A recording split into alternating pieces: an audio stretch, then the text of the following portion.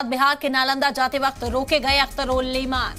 AIMIM के रुकने assembly हैं अख्तरुल ईमान। सिक्योरिटी के मुद्दे पर नजर, अख्तरुल ईमान को जाने से रोका गया। हामियों के साथ बिहार शरीफ जाना चाहते थे अख्तरुल ईमान। आपको बता दें कि उन्हें रोका गया है। एआईएमआईएम के रुकने पार्लियामान, आपको बता दें कि उन्हें बिहार के नालंदा जाते वक्त रोका गया है। और इस वक्त हमारे साथ फोन लाइन पर भी मौजूद हैं अख्तरुल ईमान साहब। बहुत शुक्रिया आपको सबसे पहले तो जी सलाम को वक्त देने के लिए। सर, क्या हुआ? आप नालंदा का दौरा करने के लिए जा रहे थे, खबर यही कि आपको रोका गया है। नालंदा में जो कुछ हुआ है उससे पूरी दुनिया बाखबर है। नालंदा में तारीख को एक तरफा तौर पर अहलियतों की दुकानें जलाई गई, दुकानें लूटी गई और मदरसा अरबिया को जलाया गया। मुरारपुर की मस्जिद जलाई गई, तोड़ी गई और उसके इस पर जख्म बांधा गया। फसाद दोनों फिरकों के दरमियान में कराने में कोई कसर नहीं रखी गई। लेकिन 1 तारीख को फिर उसकी पुनरावृत्ति हुई और सरजमीन के अमल को गायब कर दिया गया। उसका पीरियड था, हुकूमत का पीरियड था। इस पर हम लोगों ने खबरें जो मालूम हुई वो खबरें पहुंचाई हम लोगों ने, और हम लोगों ने बिहार गवर्नमेंट पर अफसोस किया। हम लोग चाहते थे कि वहां जाकर जमीन सूरत हाल देखें। 4 तारीख को हमने डीएम को फोन किया।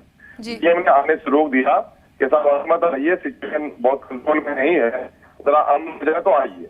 4 तारीख की शाम को मैंने कहा कि वहां पर किस प्रोसेशन निकला और कई पार्टी के लीडर गए। फिर मैंने डीएम को फोन किया कि साहब आपने मुझे दिया, बाकी लोगों को भी अपनी इजाजत दी, कैसे चले गए लोग?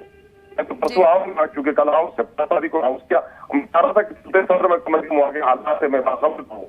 मुझे जाने नहीं दिया गया उस वक्त। और मैं जब आज परसों को उसने इजाजत दी थी, मैंने कहा कि मैं परसों आ रहा हूँ मैं, और आज जब पहुंचा तो मुझे रोक लिया गया। मैंने डीएम से कहा आपने क्यों रोका मुझे? आपसे मैं पूछ के आ रहा हूँ। उसके बावजूद भी उन्होंने एसडीओ को भेज दिया पूरी पुलिस दल के साथ, और उसको अंदर जाने नहीं दिया।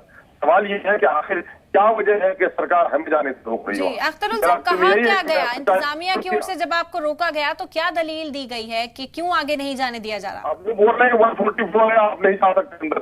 तो मैंने कहा कल भी 144 था, परसों भी 144 था। 144 अलग नेताओं के लिए अलग डिफाइन होता है क्या?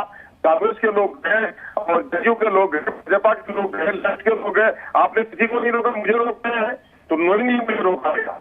मेरा जो सिर्फ यही था कि मैंने 2-2-4 के तौर पर कहा कि सच्चाई क्या है, और वहाँ गवर्नमेंट का जो पीरियड रहा है बाकी इस तरह से उनको निशान पे ले लिया गया और उनको जाने के लिए नहीं दिया गया। मैं जानना चाह रहा था कि वहाँ हकायक देखें, वहाँ के लोगों से मिले, जो लोग बारूद लेकर जाए, पेट्रोल लेकर उनको जाने की इजाजत मिल जाए।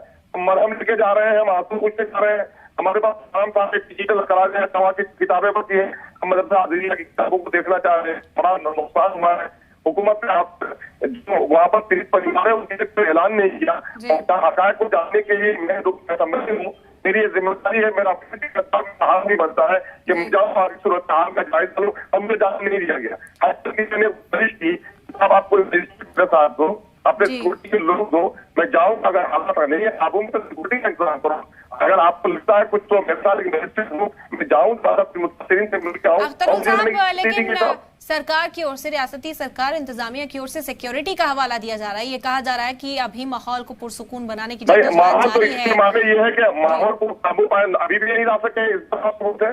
लेकिन फिर दूसरे लोगों को कैसे जाने दिया गया? सरकार के लोग, विपक्ष के लोग कैसे जाने दिया गया? कांग्रेस के लोग गए, लेफ्ट के लोग वहाँ पर गए, वहाँ पर भाजपा के लोग गए, वहाँ पर जदयू के लोग ने प्रोसेशन निकाला। एमआईएम पर तारीफ करनी, एमआईएम पर इसका क्या मतलब है? एमआईएम को क्या हुकूमत ने निशाने में ले लिया है?